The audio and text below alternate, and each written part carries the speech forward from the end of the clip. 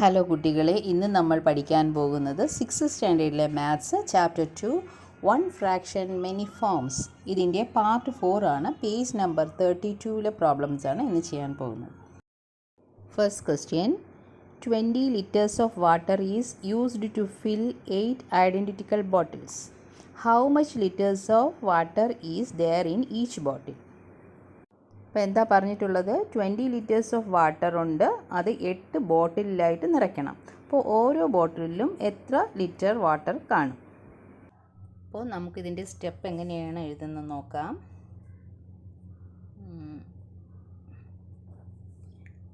Total amount of water,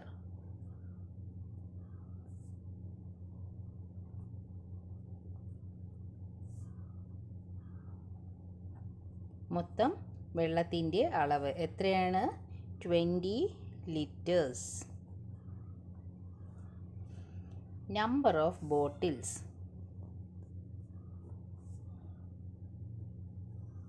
ബോട്ടിലുകളുടെ എണ്ണം എത്രയാണ്? 8. Amount of water in each bottle, amount of water in each bottle.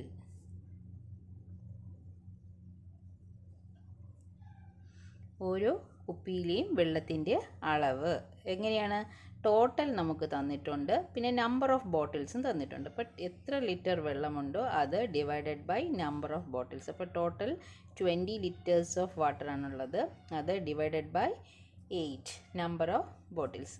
ഇനി നമുക്ക് ഇതിനെ വെട്ടിച്ചെയ്യുമ്പോൾ 20യും 8ഉം ഒരേ ടേബിളിൽ വരണം. ഇപ്പോൾ 2വിൻ്റെ ടേബിളിൽ 20യും വരുന്നുണ്ട്, 8ഉം വരുന്നുണ്ട്. അപ്പോൾ 2വിൻ്റെ ടേബിൾ പറയുമ്പോൾ 10 2s are 20, 4 2s are 8 അല്ലേ? ഇതിൽ ഈ 2 2ഉം വെട്ടിപ്പോയി. അപ്പം ബാലൻസ് എത്രയുണ്ട്? 10 ഡിവൈഡഡ് ബൈ 4.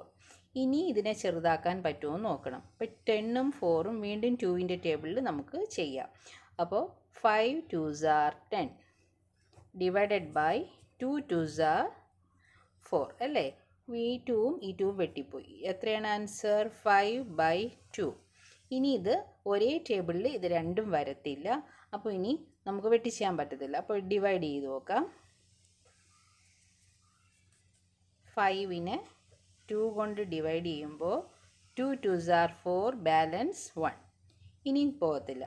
അപ്പോൾ നമുക്ക് ഇതൊരു മിക്സഡ് ഫ്രാക്ഷൻ ആക്കിയാണ് എഴുതേണ്ടത്. അപ്പോൾ മുകളിൽ വരുന്ന കോഷ്യൻ്റ് അത് നമുക്കിവിടെ സൈഡിൽ എഴുതണം. റിമൈൻഡർ ശിഷ്ടമായിട്ട് വരുന്ന 1 മുകളിലും, നമ്മൾ ഏത് നമ്പർ കൊണ്ടാണോ ഡിവൈഡ് ചെയ്യുന്നത് അത് താഴെ എഴുതണം. അപ്പോൾ ഇത് തെറ്റിപ്പോകരുത്. എപ്പോഴും മുകളിൽ വരുന്ന കോഷ്യൻ്റ് സൈഡിൽ എഴുതുക 2, റിമൈൻഡർ മുകളിലും, ഏത് നമ്പർ കൊണ്ടാണോ ഡിവൈഡ് ചെയ്യുന്നത് അത് താഴെയും എഴുതണം. ഓക്കെ, അപ്പോൾ 2.5 ലിറ്റർ, ഇതാണ് answer. Second question, a rope of length 140 cm is cut into 16 equal pieces. What is the length of each piece? ഒരു കയറിൻ്റെ നീളം 140 സെൻറ്റിമീറ്റർ ആണ്, അത് 16 കഷ്ണങ്ങളായിട്ട് മുറിച്ചിട്ടുണ്ട്. അങ്ങനെയാണെങ്കിൽ ഒരു കഷ്ണം അല്ലെങ്കിൽ ഒരു പീസിൻ്റെ നീളം എത്ര? അതാണ് ക്വസ്റ്റ്യൻ. സെക്കൻഡ് പ്രോബ്ലം എന്താണ്? ഒരു റോപ്പിൻ്റെ, ഒരു കയറിൻ്റെ നീളം തന്നിട്ടുണ്ട്. എത്രയാണ്? 140 സെൻറ്റിമീറ്റർ. അപ്പോൾ എങ്ങനെ എഴുതാം step? Total length of A rope എത്രയാണ്? 140 സെൻറ്റിമീറ്റർ.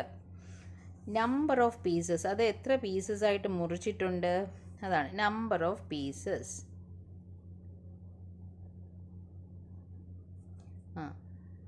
കഷ്ണങ്ങളുടെ എണ്ണം എത്ര കഷ്ണങ്ങളാക്കിയിട്ടുണ്ട്? 16 അല്ലേ? 16 പീസസ് ആക്കിയിട്ടുണ്ട്. അങ്ങനെയാണെങ്കിൽ ഓരോ പീസിൻ്റെയും നീളം എത്ര? ലെങ്ത് ഓഫ് ഈച്ച് പീസ്,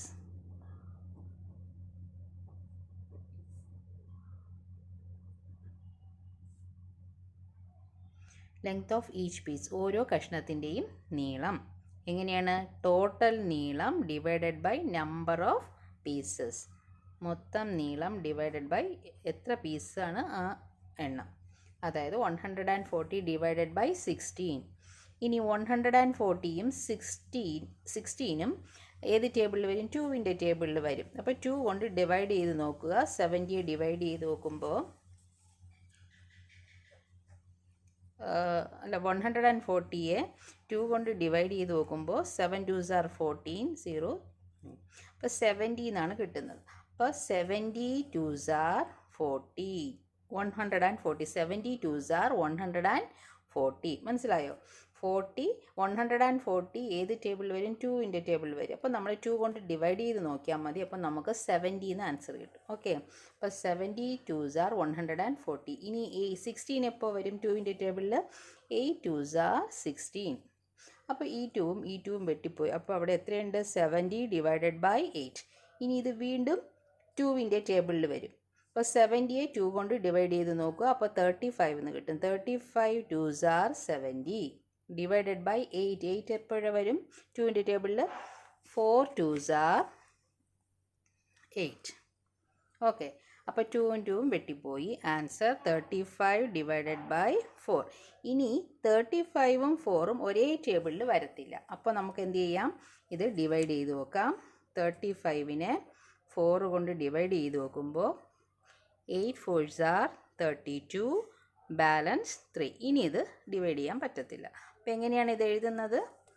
നമുക്ക് കിട്ടിയ കോഷ്യൻ്റ് മുകളിലുള്ള ആൻസറിനെ നമുക്ക് സൈഡിൽ ഇങ്ങനെ എടുത്ത് എഴുതാം. പിന്നെ താഴെ നമുക്ക് ശിഷ്ടം കിട്ടില്ലേ, റിമൈൻഡർ, അത് മുകളിലും. പിന്നെ ഏത് നമ്പർ കൊണ്ടാണോ ഡിവൈഡ് ചെയ്തത് ആ നമ്പർ താഴെ എഴുതണം. അപ്പോൾ ഇവിടെ 8 3/4 centimetre. Okay, third problem. If 215 kilograms of rice is divided equally among 15 people, how much kilogram of rice would each get? 215 kilogram rice അരിയുണ്ട്. അത് 15 ആൾക്കാർക്കായിട്ട് വീതിച്ചു കൊടുക്കുമ്പോൾ ഒരാൾക്ക് എത്ര കിലോ അരി കിട്ടും? തേർഡ് പ്രോബ്ലത്തിൻ്റെ സ്റ്റെപ്പ് എങ്ങനെയാണ് എഴുതുന്നതെന്ന് നോക്കാം. മൊത്തം അരിയുടെ അളവ്. അപ്പോൾ ടോട്ടൽ amount of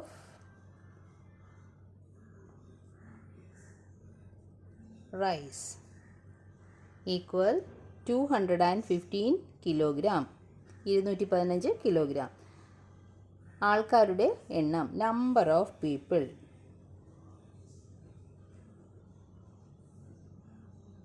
എത്രയാണ്? 15. Amount of rice each would get, ഓരോ ആളിനും കിട്ടുന്ന അരിയുടെ അളവ്. Amount of rice each would get equal 215 divided by 15. മൊത്തം അരിയുടെ അളവ് എത്രയാണ്? 215. അത് divided by number of people, എത്ര ആൾക്കാരുണ്ടോ അതാണ് താഴെ എഴുതേണ്ടത്. ഇനി ഇത് രണ്ടും ഏത് ടേബിളിൽ വരും? 215നും 5ൻ്റെ ടേബിൾ വരും അല്ലേ? അപ്പോൾ എത്ര ടൈംസ് എന്ന് നമുക്കറിയില്ല. അപ്പോൾ 215നെ നമുക്ക് 5 കൊണ്ട് ഡിവൈഡ് ചെയ്യണം.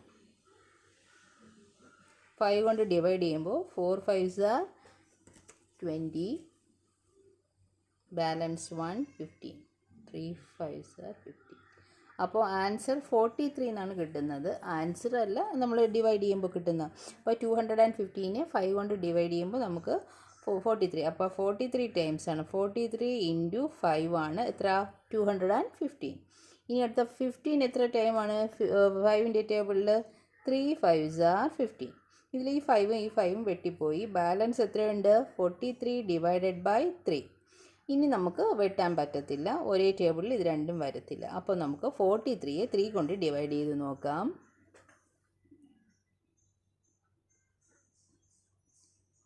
1 3 is 3, balance 1 3, 4 3s are 12, balance 1. അപ്പോൾ ഇത്രയാണ് ആൻസർ. ഈ മുകളിലുള്ള കോഷ്യൻ്റ് അല്ലേ, അതാണ് എടുത്തെഴുതേണ്ടത് 14. പിന്നെ നമുക്ക് റിമൈൻഡർ ആയിട്ട് കിട്ടിയ 1നെ മുകളിൽ എഴുതുക. എത്ര കൊണ്ടാണോ ഡിവൈഡ് ചെയ്തത് അത് താഴെ എഴുതണം, കിലോഗ്രാം. അപ്പോൾ 14 1/3 കിലോഗ്രാമാണ് ആൻസർ. ഇതോടുകൂടി സെക്കൻഡ് ചാപ്റ്ററിലെ എല്ലാ ക്വസ്റ്റ്യൻസും നമ്മൾ ചെയ്ത് കഴിഞ്ഞു. ഇനി അടുത്തൊരു ചാപ്റ്ററുമായിട്ട് അടുത്ത ക്ലാസ്സിൽ കാണാം. ക്ലാസ് ഇഷ്ടമായാൽ ചാനൽ സബ്സ്ക്രൈബ് ചെയ്യുക. Thank you.